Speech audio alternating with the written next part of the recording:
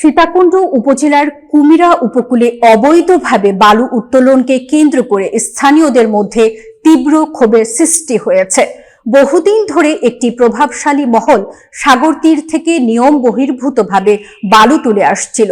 এতে ক্ষতিগ্রস্ত হচ্ছিল বেড়িবাঁধ, উপকূলীয় পরিবেশ ও স্থানীয় জীববৈচিত্র্য। সীতাকুণ্ড প্রতিনিধি মোহাম্মদ রমিজ আলী জানান, শুক্রবার জুমার নামাজের পর পরিস্থিতি উত্তপ্ত হয়ে ওঠে।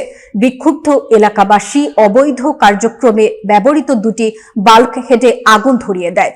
তাদের অভিযোগ, বহুদিন ধরে প্রশাসনকে জানিয়েও স্থায়ী কোনো ব্যবস্থা নেওয়া হয়নি, ফলে বাধ্য হয়ে নিজেদের অস্তিত্ব রক্ষায় মাঠে নেমেছেন তারা।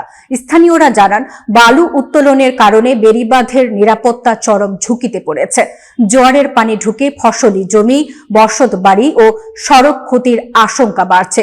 পরিবেশবিদরা বলছেন, এ ধরনের নিয়ম বহির্ভূত উত্তোলন উপকূলীয় পরিবেশ ধ্বংস করে দীর্ঘমেয়াদে ভয়াবহ বিপর্যয় ডেকে আনতে পারে।